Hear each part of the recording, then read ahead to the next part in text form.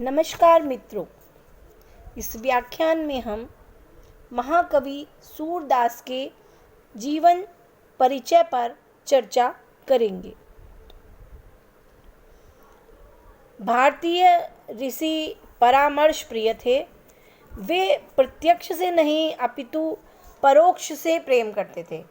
इसलिए काव्य रचना करके भी अपना स्वयं का परिचय देने की परिपाटी उनमें न थी और ना ही उन्होंने इसकी आवश्यकता समझी, क्योंकि वे नम्र थे, तत्वदर्शी थे, आत्म प्रदर्शन की भावना से कोसों दूर रहते थे। वे अवतारों या चरित्रों की गाथा गाते गाते उसी में इतने निमग्न हो जाते थे कि उन्हें अपनी विज्ञप्ति की बात ही नहीं सूझती थी। फलतः उनके जीवन के विषय में प्रामाणिक रूप से कुछ कहना कठिन हो जाता है। महाकवि सूरदास के विषय में भी यह कथन चरितार्थ है। किसी कवि का जीवन वृत्त जानने के दो साधन हैं। पहला अंतः साक्ष्य, दूसरा बाह्य साक्ष्य।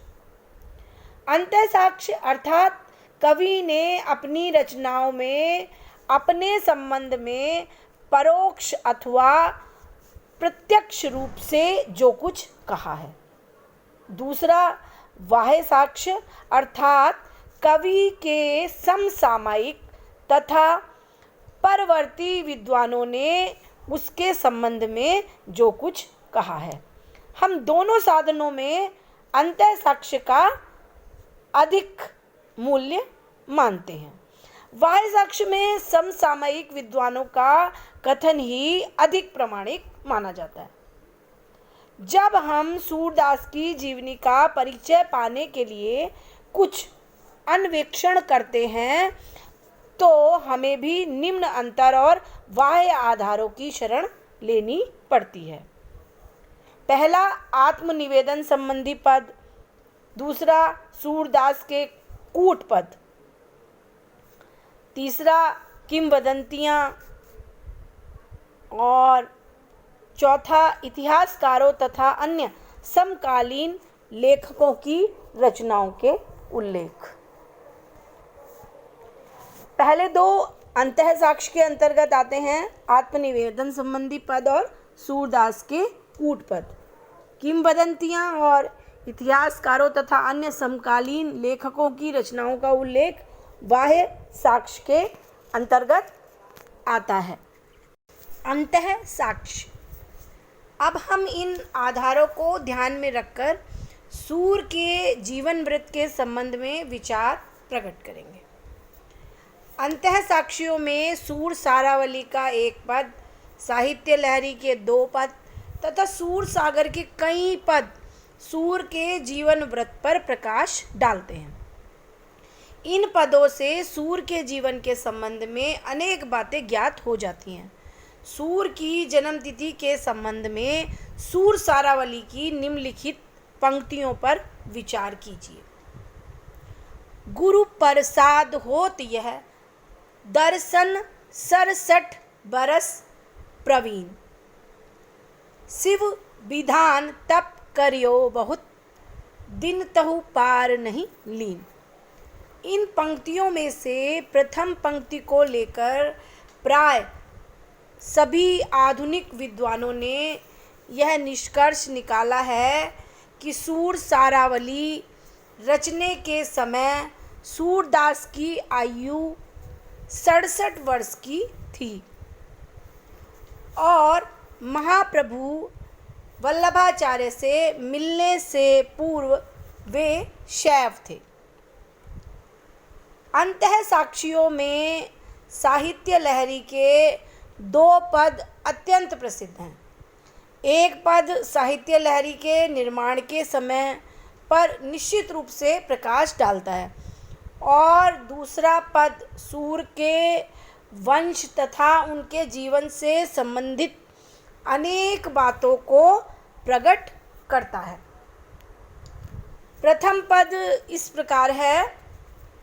मुनि पुनि रसन के रसलेख, दसन गौरी नंद को लिखी, सुबल संवत पेख, नंद नंदन मास छैते हीन तृतीयावार नंद नंदन जन्मते हैं बान सुख आगार तृतीय रक्ष सुकर्म जोग विचारी सूर नवीन नंद नंदन दास हित साहित्य लहरी कीन। सूरदास जी इस पद में साहित्य लहरी का निर्माण काल बता रहे हैं। नीचे की पंक्ति से यह भी स्पष्ट हो रहा है कि साहित्य लहरी भगवान कृष्ण के भक्तों के लिए लिखी गई है। साहित्य लहरी कब लिखी गई, इस बात का उल्लेख ऊपर के पद की पंक्तियों में इस प्रकार है। मुनि को सात माना गया, रसन अर्थात रसना यानी कि एक या कार्यों की दृष्टि से दो, रस छः, दसन गौरी नंद को एक, अंकाना वामतो गति के अनुसार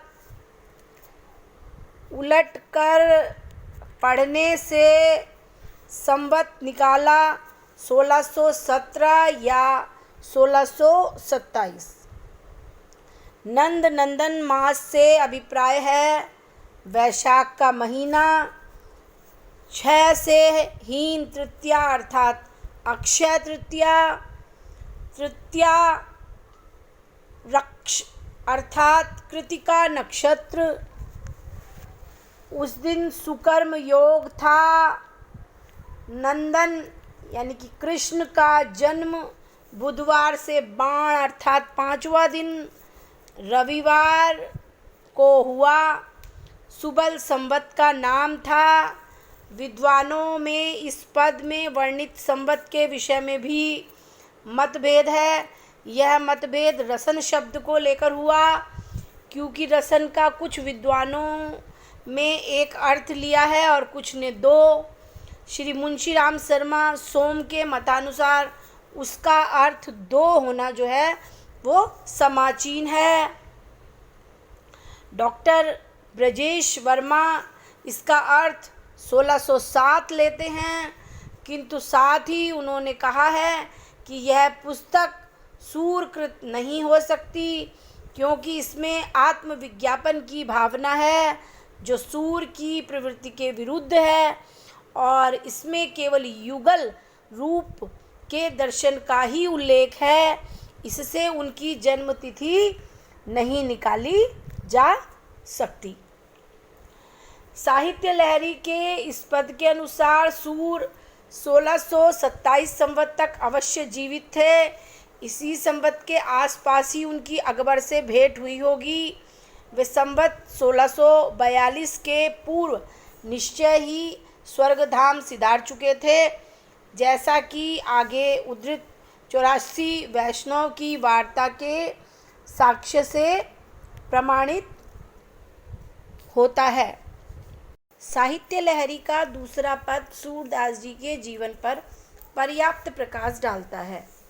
प्रथम ही प्रथु जागते भे प्रगट अद्भुत रूप ब्रह्म राव विचारी ब्रह्मा राखु लाभ अनूप।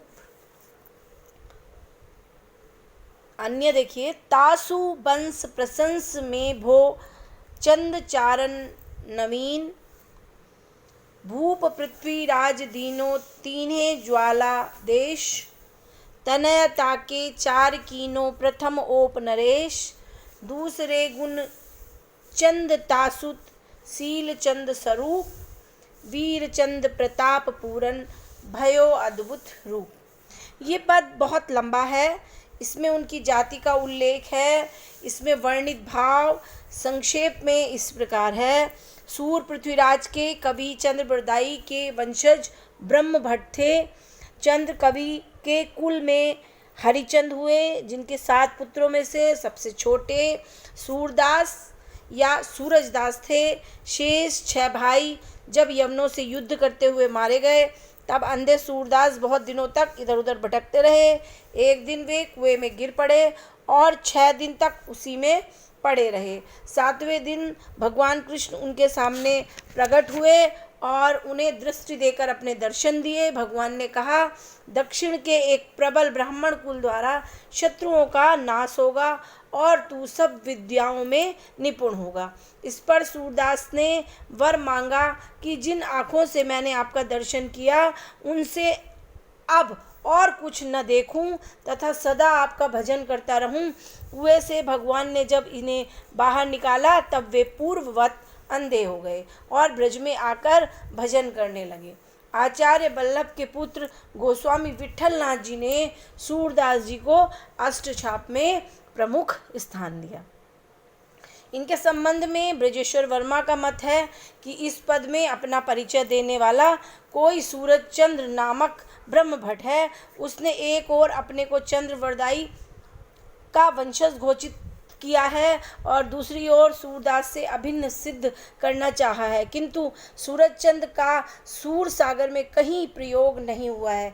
इसलिए उसने कहा कि श्री कृष्ण ने स्वयं उनका नाम सूरदास और सूरश्याम रखा। यह सूरदास नामक कवि अनुमानतः रीतिकाल के पूर्व नहीं हुआ होगा, क्योंकि उसकी प्रवृत्ति रीतिकालीन कवियों का अनुकरण भर करने की है।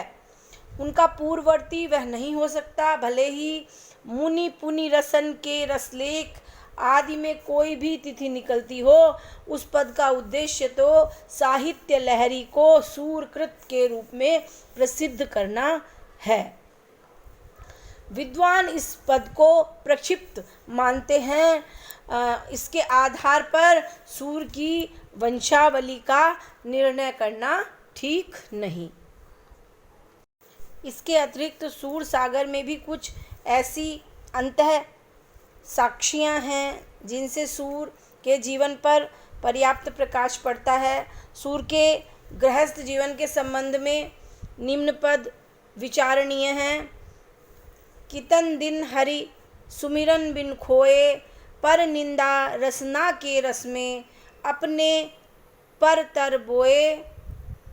अन्य देखिए, अब के माधव मोहि उधारी, मगन हो भव अम्ब निधि में, कृपा सिंधु मुरारी, नीर अति गंभीर माया, लोह लहरी तरंग, लिए जात अगाध जल में, गहे ग्राह अनंग। अब मैं नाच्यो बहुत गोपाल, काम क्रोध को पहरी चोलना, कंठ विषय की माल। अन्य देखिए एक और, मेरी तो पति गति तुम अंत ही दुख पाऊं, सो कन्हाई तिहारो अब कौन को कहाऊं। एक अन्य, सागर की लहर छाड़ी खार तक आहाऊं, सूर कूर आंधरो हो द्वार पर यो गाऊं। इन पदों में उन्होंने अपने जीवन के किए विलास व पापों का वर्णन किया है। साथ ही इससे उनकी अंधता के विषय में भी पता चलता है। इन अंतः साक्ष्यों के आधार पर सूर के लौकिक जीवन की कतिपय बातें ज्ञात हो जाती हैं, किंतु अधिकांश विद्वानों का विचार है कि सूर के इन पदों में तत्कालीन स्थिति का अधिक ज्ञान होता है। संभवतः जन साधारण की यही स्थिति उस समय थी। इन कथनों को कवि का आत्मकथन मानना उचित नहीं। अंतः साक्ष्य के आधार पर सूरदास की जाति के संबंध में कुछ पता नहीं चलता। कई स्थलों पर सूरदास ने ब्राह्मण शब्द का तिरस्कृत रूप से प्रयोग किया है, जैसे बाझन मारे नहीं भलाई, जबहि बाजन हरि डिंग आयो, मेहराने है पांडे आयो। इसके आधार पर कुछ लोगों का विचार है कि यदि वे ब्राह्मण होते तो ब्राह्मण शब्द का ऐसा तिरस्कार प्रयोग ना करते, किंतु ऐसा प्रयोग उन्होंने केवल भक्तिहीन ब्राह्मण के लिए ही किया है। भक्ति में जाति की उच्चता का कोई महत्व नहीं होता, इसलिए संभवतः वह जाति के विषय में उदासीन रहे। कुछ लोग उन्हें साहित्य लहरी के एक पद के आधार पर चंद्रबरदाई के वंशज ब्रह्म भट्ट भी मानते हैं। यह पद प्रक्षिप्त माना जा चुका है, अतः वे ब्रह्म भट्ट नहीं थे। इस संबंध में आचार्य नंद दुलारे वाजपेयी का कथन है कि यदि सूरदास को चंद्रबरदाई का वंशज माना जाए तो चंद्रबरदाई को या तो ब्राह्मण होना चाहिए या सूरदास को भाट परंतु दोनों ही बातें प्राप्त साक्ष्यों के आधार पर तथ्य पूर्ण सिद्ध नहीं होती। वाह्य साक्ष्य। नाभादास जी ने भक्तमाल में सूरदास के संबंध में केवल एक ही छप्पा लिखा है, जो इस प्रकार है। उक्ति चोज अनुप्रास वरन अस्थिति अति भारी, वचन प्रीति निर्वाह अर्थ अद्भुत तुकधारी, प्रतिबिंबित दिवि दृष्टि हृदय हरि लीला भरी, जन्म कर्म गुण रूप सबय रसना जो प्रकाशी, विमल बुद्धि गुणी और की जो वह गुण श्रवणई धरे, श्री सूर कवित्व सुनी कौन कवि जो नहीं सिर चालन करे। इस छप्पे में सूरदास जी के अंधे होने भर का संकेत है, जो परंपरा से प्रसिद्ध है। इसके अतिरिक्त किसी भी बात का इससे पता नहीं चलता। पुष्टि संप्रदाय में ऐसा प्रसिद्ध है कि सूरदास महाप्रभु वल्लभाचार्य से केवल 10 दिन छोटे थे। इसी जनश्रुति के आधार पर इनकी जन्मतिथि विक्रमी संवत 1535 वैशाख शुक्ल पंचमी मानी जाती है। विठलनाथ जी के साथ गोकुल निवास, अकबर से भेंट आदि घटनाओं से भी स्थिति की संगति बैठ जाती है। कुछ विद्वान 1549 में भी इनका जन्म मानते हैं। 84 वैष्णव की वार्ता में जो गोस्वामी विठलनाथ के पुत्र गोस्वामी गोकुलनाथ ने लिखी है, उल्लेख मिलता है कि सूरदास गऊ घाट के ऊपर रहते थे। यह घाट आगरा और मथुरा के बीच है। आचार्य वल्लभाचार्य से भेंट करने से पूर्व ही सूरदास सन्यासी हो चुके थे। इनके अनेक शिष्य बन चुके थे जो इनकी सेवा में रहते थे। वे वैष्णव थे, बहुत अच्छा गाते थे। एक बार महाप्रभु वल्लभाचार्य जी इनसे मिले और उन्होंने सूर को पद सुनाने के लिए कहा। सूरदास ने प्रभु हो सब पतितन कोटि को पद उन्हें सुनाया। इसके अनंतर सूर ने आचार्य जी का शिष्य बनना स्वीकार किया। जहाँ तक सूरदास के जन्म स्थान का प्रश्न है, इस संबंध में अभी तक कोई अंतिम निर्णय नहीं हो सका है। कुछ विद्वान इसका स्थान आगरा के पास रुकनत्ता बताते हैं। महाप्रभु वल्लभाचार्य की 5वीं पीढ़ी में गोसाई हरिराय नाम के एक पुष्टि मार्गीय विद्वान हुए हैं। उनके कथनानुसार दिल्ली से 4 कोस दूर सिही नामक ग्राम सूर का जन्म स्थान है। उन्होंने सूर को शाश्वत ब्राह्मण कहा है। सूर के संबंध में यह भी प्रसिद्ध है कि सूर कृष्ण के सौंदर्य चिंतन में निरत हो गए थे। सूरदास जी की जाति के विषय में भी तरह तरह के विवाद हैं। 84 वैष्णव की वार्ता में इनकी जाति के विषय में कोई उल्लेख नहीं मिलता, किंतु पुष्टि मार्गीय संप्रदाय में इन्हें शाश्वत ब्राह्मण स्वीकार किया गया है। इसका दूसरा आधार गोसाई हरिराय द्वारा रचित भाव प्रकाश है। अष्टछाप और वल्लभ संप्रदाय के लेखक डॉक्टर दीनदयाल गुप्ता भी वार्ता की किसी प्रति के आधार पर इन्हें शाश्वत ब्राह्मण कहते हैं, पर इन्होंने इसकी सत्यता नहीं मानी। सूरदास प्रभु तुम्हारी भक्ति लगी तजी जाति अपनी। सूर के इस पद के आधार पर यह कहा जा सकता है कि भक्ति में लीन होने के बाद उन्होंने जाति पाति के झगड़े को त्याग दिया था। कुछ पदों में कवि ने कृष्ण जन्म के आधार पर अपने को ढाढी और जग्गा भी कहा है। हो तो तेरे घर को ढाढी सूरदास मोहिनाऊ, नंद उदय सुनि आयो हो वृषभानु को जगा। इस प्रकार उनकी जाति के संबंध में कई कल्पनाएं हैं। वस्तुतः वे एक महान भक्त थे, जाति चाहे उनकी कोई भी रही हो। हम पहले ही कह चुके हैं कि सूरदास की महाप्रभु वल्लभाचार्य से सन 1510 ईस्वी के लगभग गऊ घाट पर भेंट हुई थी। सूरदास की प्रसिद्धि से प्रभावित आचार्य वल्लभाचार्य ने उनसे कुछ पद सुनने की इच्छा प्रकट की थी। उस समय उन्होंने निम्न पद सुनाए थे। प्रभु हों सब पतितन कोटि को, और पतित सब धौंस चारी के हों तो जनमत ही को। मरियत लाज सूर पतितन में मोही ते को नोको। मौसम कौन कुटिल खलकामी, जेहि तन दियो ताहि बिसरायो ऐसो नौन हरामी। इन पदों को सुनकर महाप्रभु वल्लभाचार्य प्रभावित तो अवश्य हुए, पर उन्हें दैन्य की यह भावना रुचि नहीं। उन्होंने कहा, सूर हे के ऐसे काहे को घिघियात हो, कछु भगवत लीला वर्णन करो। इसके पश्चात उन्होंने सूर को पुष्टि मार्ग में दीक्षित किया तथा उन्हें श्री कृष्ण लीला से परिचित कराया। फिर श्री वल्लभाचार्य उन्हें अपने साथ गोवर्धन पर श्रीनाथ जी के मंदिर में ले गए तथा उन्हें कीर्तन का मंडान सौंपा। यहाँ उन्होंने श्री कृष्ण की विभिन्न लीलाओं के सहस्त्रों पद बनाए और गाए। महाप्रभु के बाद उनके पुत्र गोस्वामी विट्ठलनाथ ने इस परंपरा को और अधिक विकसित किया। 8 कवियों का प्रमुख कीर्तन मंडल बना। उन्होंने सूर को इस अष्टछाप का प्रमुख बनाया। कहते हैं सूरदास ने अकबर से भी भेंट की और जो कि ये भेंट तानसेन द्वारा कराई गई थी।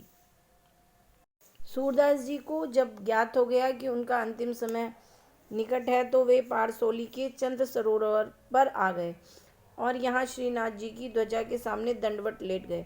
उधर कीर्तन के समय जब विट्ठलनाथ जी को पता लगा कि सूर पारसोली की ओर गए हैं तो वे राजभोग के पश्चात पारसोली गए। जब सूर को ज्ञात हुआ कि श्री विट्ठलनाथ आ गए तो वे गदगद हो गाने लगे। देखो देखो जू हरि को एक सुभाई, अति गंभीर उदार उदधि हरि जान शिरोमणि राई। इसी अवसर पर चतुर्भुज दास ने सूर से कहा कि भगवान यश तो आपने गाया पर गुरु महाराज का यश तो गाया ही नहीं। यद्यपि सूरदास ने भगवान के यश को ही गुरु का यश बताया तो भी उन्होंने गाया। भरोसो दृढ़ इन चरणन केरो, श्री बल्लभ नख चंद्र छटा बिनु सब जग मांझ अंधेरो। फिर गोसाई जी ने पूछा, सूरदास जी चित्त की वृत्ति कहाँ है? सूर ने यह पद गाकर उत्तर दिया, बलि बलि हों कुमारी राधिका नंद सुवन जासो रति मानी, वे अति चतुर तुम चतुर शिरोमणि, प्रीति करी कैसे होत है छानी। फिर गोसाई जी ने फिर पूछा, सूरदास जी चित्त की वृत्ति कहाँ है? इस पर उन्होंने गाया, खंजन नैन रूप रस माते, अतिशय चारु विमल चंचलिए, पल पिंजरा न समाते। सूरदास अंजन गुण अटके, नतरु कबे उड़ी जाते। इस पद को गाते ही सूरदास के प्राण उड़ गए थे। वे श्री कृष्ण में लीन हो गए थे। इस प्रकार सूर की भक्ति जो आरंभ में सेव्य सेवक भाव की थी, क्रमशः सखा वात्सल्य और माधुर्य भाव की तन्मयता को अपनाती हुई राधा से परम भाव में समाकर परिपूर्ण हो गई।